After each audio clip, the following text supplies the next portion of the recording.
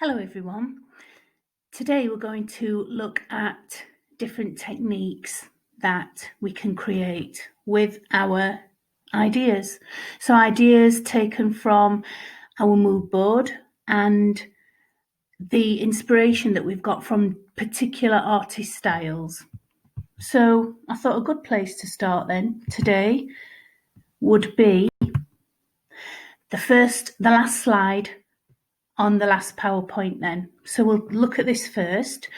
There are a range of different techniques that we can investigate and research. I'm going to be looking at two in this particular presentation. So I thought we would look at the Blas technique first, which uses several layers of different materials. And then we'll have a look at the stitch drawing technique. So let's look at this one first, the Blas Applique technique. Now this one uses several layers. Now these layers could be either fabric, plastics. By plastics, I mean thin layers of acetate, paper, or a combination. So what you could do is, instead of layering 7 layers of fabric, which is what a typical molar, we call them, a molar piece of work normally consists of around 7 layers. We can mix these. Now, it works on using the reverse applique technique. So what that means is cutting out parts of a particular area in the piece of work, and then what you would do is you tuck in raw edges and you'd finish off with zigzag stitch to neaten the effect. But what these images here show is that the particular areas of work have been cut out in different widths, reveal different parts of the fabric and colours. Some of them have actually been placed on like islands there. What you would do is you would place a zigzag stitch around the edge just to neaten them. What these do is these show different areas of colour. Now look at the next slide. We've got a fish and a turtle here, which onto our theme of coast. Now, if you think about plastics here, what you could use is you could use sweet wrappers. Now, I know a sweet wrapper is small, and the other ones I'm thinking of, the very metallic, shiny ones, but that actual piece wouldn't need to cover the whole area of the piece of work. It could just cover a particular small area. So what you would have, or you could have on these particular images, the fish, I'm thinking of a tropical fish, lots of lovely, vibrant, bright colours. What you could have is a mixture of fabrics and these little sweet wrappers, these metallic, jewel-like shapes. You could use these little pieces of plastic to make a fish. Now that would be really cool, wouldn't it? Because it would, the finishing effect, that you would get some really nice glittering tones for that. So on this fish, for example, underneath one of the fins, let's say, you would, or you could have potentially several layers of this of these sweet wrappers, and then depending on what you cut out would be what you would see. Now obviously you can practice it first and do your experiments and stick them in the sketchbook, but that could be an idea for your final piece. It would work really well here. Let's say an image like this for the turtle, where on the shell what you could do is you could section off the shell and have different areas of the shell showing different colours, different colours. So that would be a nice alternative. These shiny acetates, these shiny. sweet wrappers or some form of wrapping paper that's metallic finish, that would work really well. So any form of paper with any pattern on there that you would like to use, or any shiny texture, could work really well with this technique. Now this technique is called a molar. So here what we've got is an example of a paper molar. So if you didn't want to use fabrics or acetates or plastics, what you could do is you could do some drafts just using paper. So coloured paper, coloured card, you could do several little mini experiments using paper to see what kind of effects you could achieve. And here we've got a starfish. We've got several pieces that have been cut out, and then, like I said before, we've got some sections that have just been placed on for additional effect. What you would need to do as well as your practical piece would be to explain what you're doing as you're going along. So you would to research the technique and explain how it works and what materials you would need, and you'd need to document what you're doing at the side of your practical piece, just to evidence what you've done and explain to the examiner your processes. That's the sandblast applique. Now, a second technique that I want to look at today is stitching. So stitch drawing using different coloured thread. Now, it's called freehand stitching, and it can either be done by hand or on the machine. Now, I've chosen these two examples because what they show is a scene coastline looking out into the sea. You can see some sun there, but it focuses mainly on the coastline with the actual wildlife that's growing on there. So, as I said before, it's hand and machine sewing. It uses a range of colours on a range of surfaces. So the colour can come initially from the coloured thread that you use, either with the embroidery thread or with the thread on the machine, or the colour can be applied, as in these cases here that we're looking at, using ink or watercolours or fabric paste. Now the colour on the background piece of fabric, as we're using here, can be applied first before you start stitching, or it can be applied after. So if you want to be a bit more particular, let's say you want to create some flowers first, these flowers, wildflower flowers growing on the shoreline.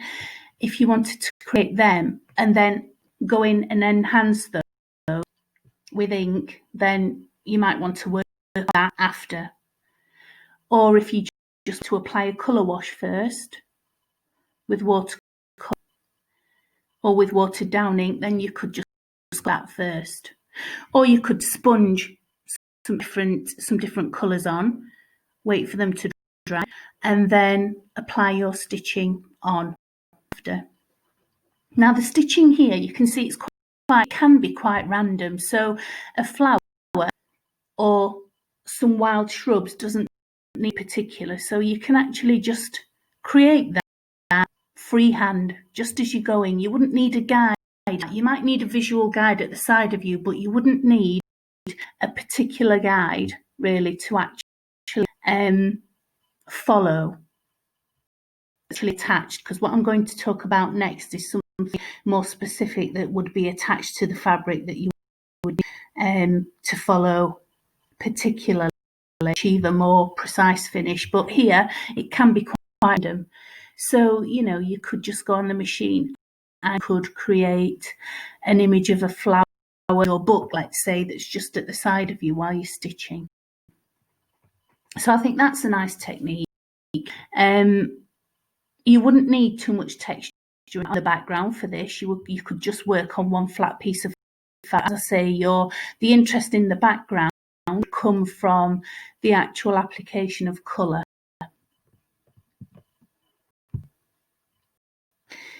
Now here, what we have is on this one here, this image of the jellyfish, we can actually see that the threads have been applied with different colours. So if you're on the machine, you could change this and you could add some in there. Again, jellyfish can be quite random, so you wouldn't need a particular image attached to the back to follow. Quite nice actually to be quite free. You can see with the jellyfish, with the tentacle coming down there, they are free and random, which adds to the effect. If I talk about this shell next, again, well, this one is it's not as random, is it? It's a bit more of defined shape. But again, you can apply that freehand if you wanted to, or I'll talk next slide. I'll talk a bit more about creating a more specific shape by using a guide. Now, this seahorse in the centre, if we look closely at this, we've got texture added in the background. Now, this has just not been added colour alone. If we can look closely, we see that it looks like pieces have been applied on here. So what you could add are, well, with a thin line of PVA glue, with some normal Pritt stick, we could add strips of fabric in the background, or what we could add are bits of paper, or we've got fine pieces of fleece that have been applied, that have been pulled apart and or we've got other types of non-woven fabric that have actually been assembled, if you like. They've been stretched so you can see those, and they've just been applied on. You can apply those on with PVA, fine, not too much, but you would need to allow that background to dry. So this effect of actually applying of fabric creates interest even before we start to put on our image. So you can apply pieces of felt or fleece that you actually stretch, so you've pulled them apart, and you've disrupted that fabric structure to show the loose fibers there, texture.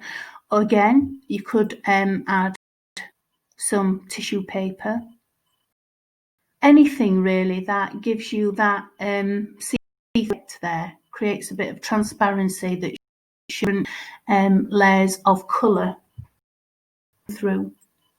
So it depicts the tones of the sea quite well, I feel there. If we look at that seahorse, it's very specific in the form of its shape, with the shell very specific. So you might be wondering, how can I create that using a sewing machine? So that wouldn't be able to be created freehand like the jellyfish would. So what you would do then is, and I'm moving on to the next slide here to show you how specific these shapes are and how you would need a guide for these. So what you would do on the reverse of that fabric, fabric that you've chosen, you would cut out initially the image to recreate. So in this case, it could be a horse, or it could be a turtle, a fish. Choose your image, print it off, black and white, or it could be a colour one. It doesn't matter because you're not going to. You would cut round it, and then what is you would pin it on the edge of your fabric. You would pin it to your fabric, and then what you would do is you would go on the machine and you would stitch. You would follow the main lines of that image. So you'd stitch on top of that image. So if you can imagine stitching a piece of paper and through your fabric. So once you have followed all your main lines around the paper image, from the machine, or you could even use a hand embroidery for this, and then you turn the image round, and then on the opposite side your image would show through where you had it. And if you're printing it, or if that would be your final piece, then you wouldn't need to remove the guide on the underside, because you would, if you're mounting it into your sketch, you wouldn't see it. Final piece, what you could do is then mount that piece of fabric to a background piece, and you wouldn't see the paper. So you wouldn't need the paper. You could do, but there's, while removing the paper, you could distort some pictures. So I would just tend to leave that there. I wouldn't be able to see it anyway. Can you see how attaching a guide, your image as a guide on the reverse of that, allow you to just follow all your main lines there, and then just by simply reversing that, you've got an image of a really accurate